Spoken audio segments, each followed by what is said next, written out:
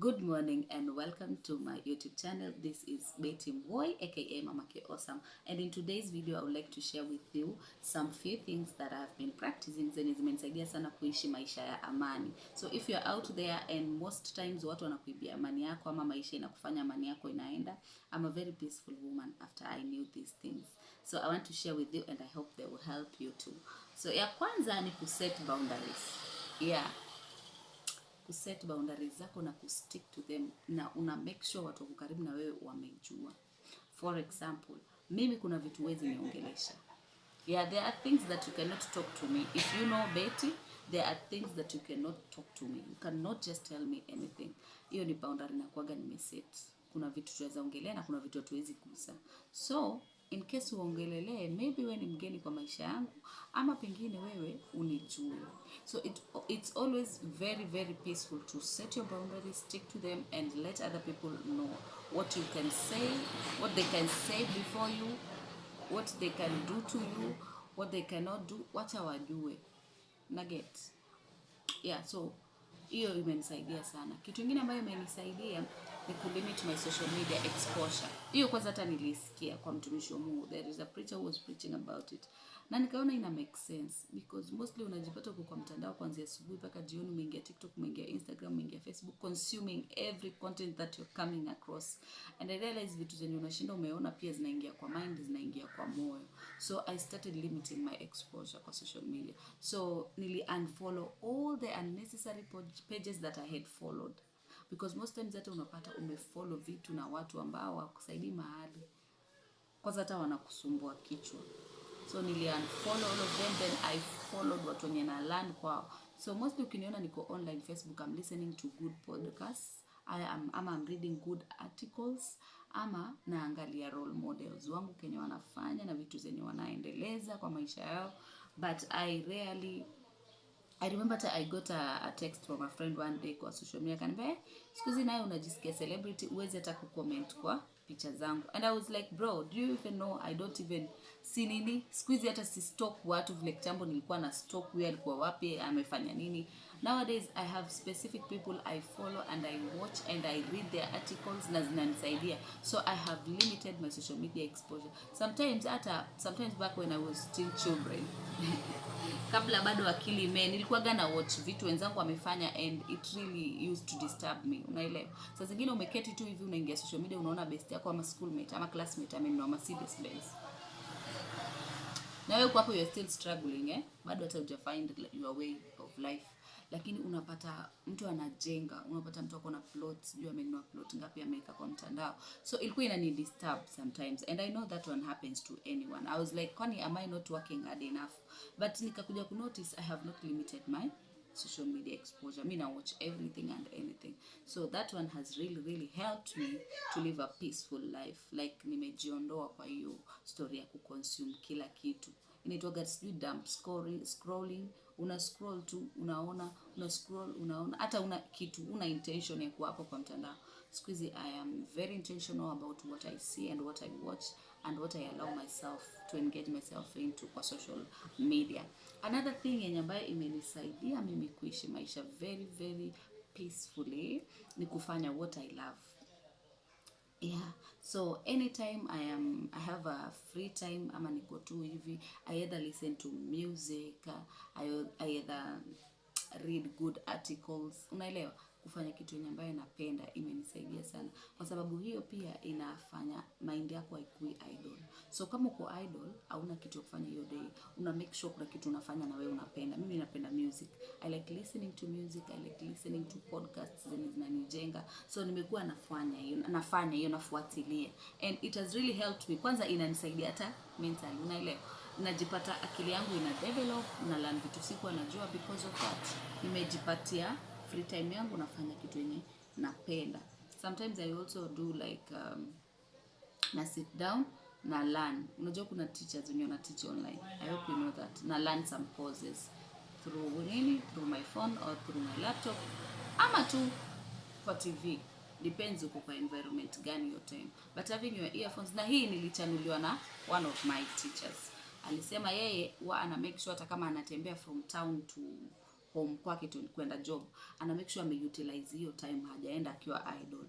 So mind yake iko tu ever working, ever busy, hata kama hako free. So nikasema ni kitu mzuri, si pia mimi start practicing it, and I started living a very peaceful life after that. Imejenga peace yangu. Yeah, so that's what I do. You listen to music. Yeah, you are free, you are not doing anything, but earpod unaweka tu ama earphones na uko tu fresh, unapata ujumbe nyambaye inakusaidia. So hiyo ni another thing yenye pia nimekuwa nikifanya. Another thing yenye ambayo nilifanya pia, I avoid ama niliacha kabisa kujiongelea vibaya. Unajua ile inatokea kwenye wewe ujipea, oh I can't, oh I'm not enough, oh I have still this. Hizo vitu zenye unajidiscourage tu wewe mwenyewe niliacha. Siku hizi I'm very careful about what I speak upon my life, because I realize our words have power. Vitu zingine unaongea na zinakuwa hivyo. So I really avoid talking anything that does not make sense in my life. Mimi ni ngumu sana uone nimesema siwezi. Yeah, huwa naji-encourage kila saa, I can, I'm enough. Na sijionagi I'm not enough. So hata unaweza kuja kwangu ukaanza kuona like dem ama ni kiburi, si kiburi. Nimejitrain hivyo kujiongelelea vizuri. Minimize, hata siku minimize. Shut off every evil talk against myself. I don't.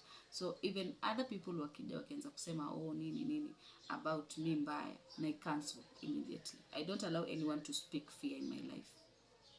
Naelewa. Hapa over here we are confident. Yes, we can fly. Hapa ni confidence kwenda mbele. So hata kama siwezi na najua siwezi, nasema naweza.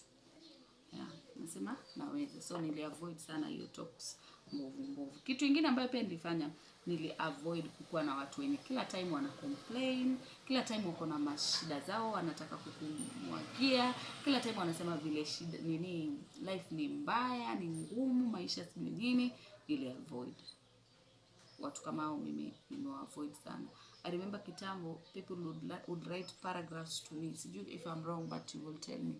People would write me paragraphs za shida zenye wana go through, and it really used to depress me. Kwa sababu sasa mtu amekuelezea yake yote na wewe huna help. Unaelewa? There is no way you can help them apart from praying for them. And it really used to stress me. Inaweza kuwa nimekuwa na very beautiful day, I have been happy the whole day. Nikishafika tu kwa nyumba usiku hivi napata bonge la text la mtu, nasikia uchungu, inani depress. Nalala nikijiuliza mbona sasa Mungu namkubalisha apitie hiyo. Sasa nini naweza Mungu sasa mbona unaruhusu waniambie na mimi siwezi wasaidia. Inani stress hata naweza kosa usingizi. I used to lack sleep because of people's problems zenye wamenishow, by the way. It was that serious. So I really tried to avoid squeeze kusikiza vitu za watu. Yani na avoid sana. Though bado ziko, lakini at least kama kitambo. Kitambo nilikuwa so open to listening. So open like to receive wow mashida zao, unaelewa. Alafu some of them ni wenye ambao wakatoko na raha hawakuambii. Sio kama unanielewa. Wakati maisha yanaenda poa nini hata hawakujui, hata hawakukumbuki. Mtu anaweza kata 2 years amjaongea, but the third year yenye ambayo sasa ako na shida, amegongwa, ndo anakutext paragraph ya shida zake. Wewe na huruma zako inaanza kukula kichwa, inakuondolea peace. Nakwambia I used to suffer. Mimi hata nilikuwa nachapwa na headache sababu ya stress za watu. Si stress zangu, za mtu tu ameniambia shida yake hivi na imeni stress sana. So nilianza kuavoid kuweka shida za hata mtu sasa akiniambia asiweki kwa moyo. I pray for them kama naweza, I support where I can, and I don't allow it in affect kichwani.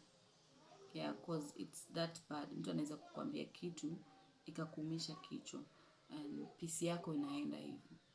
Another thing yenye ambayo nilifanya ni ati nikijua wewe ni toxic, nikisha kurank to you are a toxic person, I avoid you completely. You will never hear from me, you will never see me.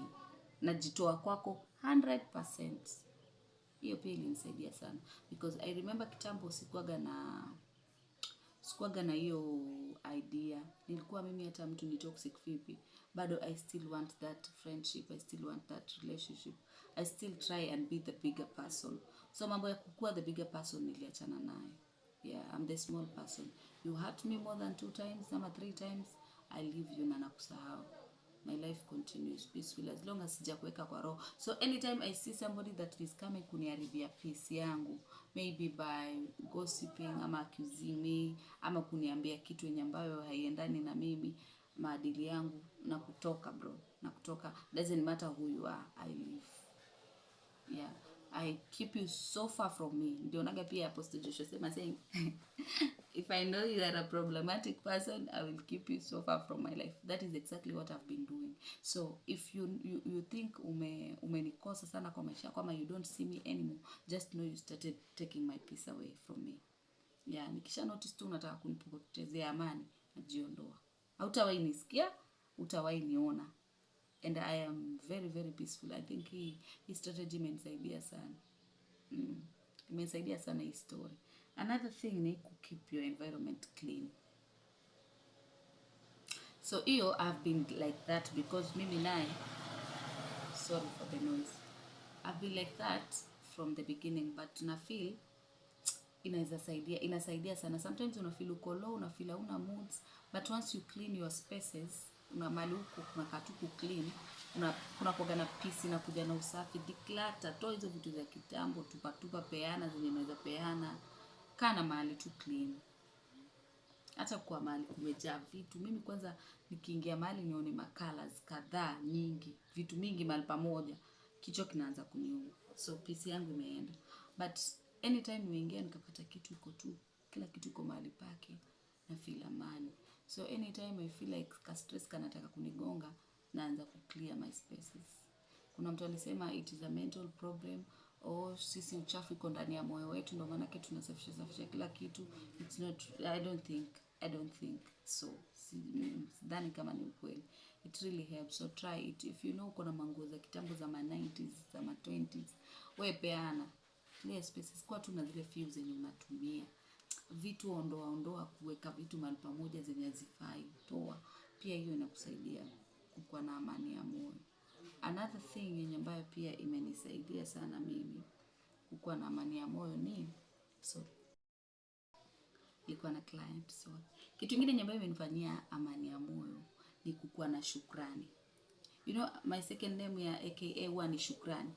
Yes, I call myself Shukrani because I'm ever grateful. Mimi hata nifanye kitu kidogo, I will be so grateful mpaka ushangae mbona nakushukuru sana. So hiyo kitu pia imenisaidia because most times tunakuwa na prayer items mingi, alafu unaona kama zote Mungu hajajibu. Ama unaona tu life yako haisongi, unajionea, unakumbukaga tu yale mabaya yenye yana happen kwa maisha yako more than yale mazuri ambayo tayari yasha happen. So mimi nimejifundisha gratitude siku hizi. Every day I must wake up and thank God for 3 things in my life. So one, I usually thank God for the breath. The fact that nimeona siku nzima, siku ingine mpya. Hiyo ni kitu nashukuru Mungu wa kwanza. Ya pili nashukuru Mungu sababu ya mtoto wangu. Ya tatu nashukuru Mungu for what I am doing for my life. That is just the secret. Unaweza amka uone there is nothing to be grateful about. I've been sick, I don't have a job, I'm living in a toxic house, toxic family, sijui nini, vitu zangu haziwork, my goals have not achieved any. So watu wenye ambao tumesema nao wako mbele, unaona tu vitu zote ziko against you, but you choose gratitude. I'm telling you utakuwa na peace of mind. Hata kama unasema sijakuwa na afya hii wiki yote, ambia Mungu as long as sijanunua oxygen, thank you. Teach yourself gratitude. Imagine utaishi tu life peaceful sana. So mimi hata kama mambo yanaporomoka aje kwangu, hata kama hivi naona hapa manzeka na niramba proper, I am ever grateful. Utanikosa nimesema asante. Napataga tu kitu ya kuambia Mungu, thank you Lord. Thank you Lord. So teach yourself gratitude. I'm telling you, hauta regret. Noise inakuja. So gratitude, nimezima juu noise ilikuwa mingi sana. Gratitude really helps. It gives you peace of mind. Inakufanya unasahau for a moment mashida zako na vitu zenye haziendi poa kwa maisha yako. Another thing yenye ambayo mimi nimepractice na ikanisaidia tena sana ni kujipenda. Love you. Jipende tu. Love yourself. Manze hiyo kitu patia mtu peace of mind sana. So in case hata mtu mwingine aje hapo sijui anakuongelesha sijui nini vibaya kukuhusu, you know who you are and you love yourself the way you are, and you are also working on yourself on things that are not where you want them to be. So self love manze is everything when it comes to peace of mind. Penda wewe, penda, jipende kabla mtu mwingine akupende. So those are the few things that I wanted to share with you. Sidhani kama nimesahau nini hizo tu. I hope they will bless somebody here and they will teach somebody something. Until next time, goodbye. Don't forget to subscribe. Thank you for watching.